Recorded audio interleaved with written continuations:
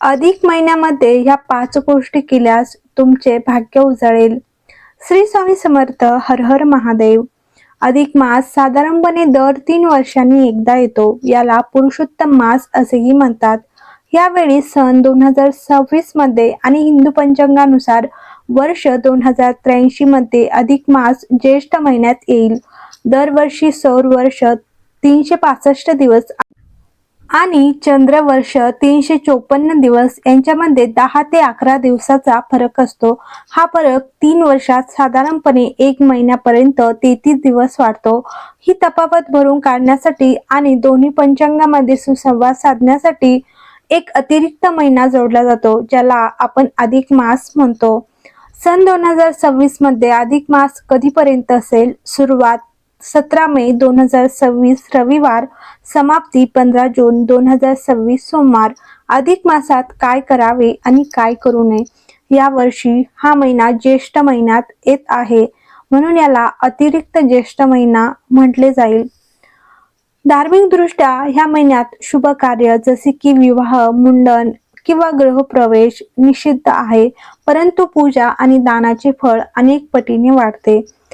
मागील अधिक मास 2023 मध्ये श्रावण महिन्यात आला होता आणि 2026 नंतर पुढील अधिक मास 2029 मध्ये येईल. असे मानले जाते की हा अधिक मासात केलेल्या धार्मिक कार्याचे फळ इतर कोणत्याही महिन्यात केलेल्या पूजा आणि प्रार्थनेपेक्षा 10 पटीने अधिक मिळतो. अधिक मासात 5 शुभ कार्य करावेत आणि तुमचे भाग्य उजळेल. पहिले आहेत तीर्थयात्रेतील स्नान आणि सेवा. अधिक मास पुरुषोत्तम मास म्हणूनही ओळखला जातो. जगन्नाथपुरीच्या प्रदेशाला पुरुषोत्तम क्षेत्र म्हटले जाते.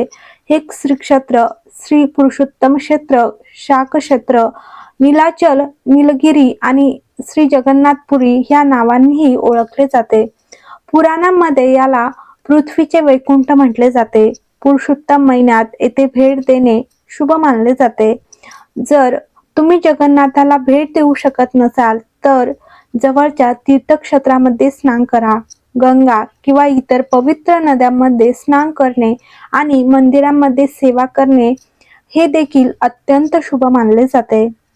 तर दुसरे आहेत श्रीकृष्णाची पूजा. भगवान विष्णू हे अधिक मासाचे अधिष्ठाता देवता आहे. या महिन्याची कथा भगवान विष्णूचे अवतार भगवान नरसिंह आणि भगवान कृष्ण यांच्याशी निगडित आहे.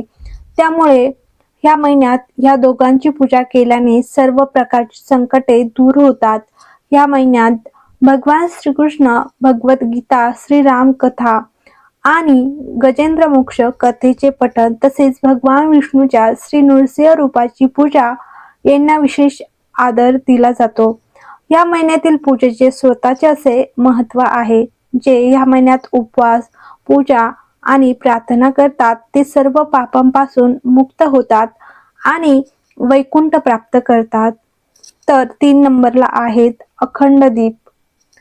तर ह्या महिन्यात आपल्या घरी देवघरातील शालिग्राम मूर्तीसमोर संपूर्ण महिनाभर तुपाचा अखंड दिवा तेवत ठेवा. जर तुमच्याकडे शालिग्राम नसेल तर भगवान विष्णूच्या चित्रासमोर दिवा लावा.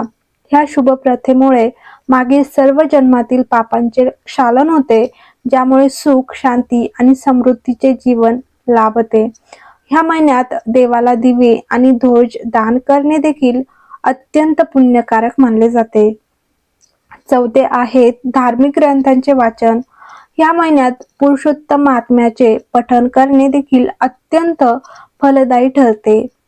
हे शक्य नसल्यास श्रीमद भागवताचे पठण करावे किंवा दररोज गीतेच्या पुरुषोत्तम नाम नावाच्या 14व्या अध्यायाचे त्याच्या अर्थासह पठण करावे. या महिन्यात विष्णू सहस्त्रनामाचेही पठण करावे. भगवान विष्णूच्या 1000 नावांचा महिमा प्राचीन धर्मग्रंथामध्ये अवर्णनीय आहे.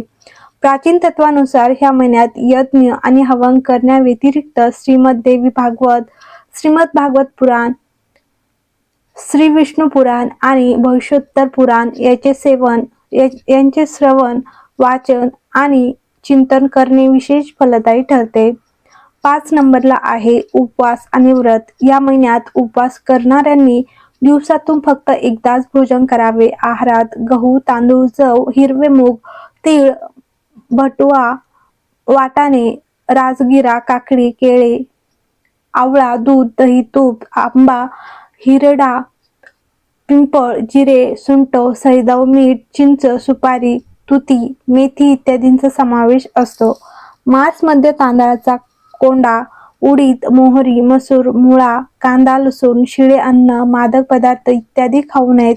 अधिक मासात उपवास केल्याने आणि सात्विक जीवनशैली अवलंब केल्याने मानसिक शांती आणि आध्यात्मिक प्रगती होते. हर हर महादेव. श्री शिवाय नमस्तुभ्यम. तर व्हिडिओ आवडला असेल तर लाईक करा, शेअर करा, कमेंट करा आणि चॅनलवर नवीन असाल तर चॅनलला नक्की सबस्क्राईब करा.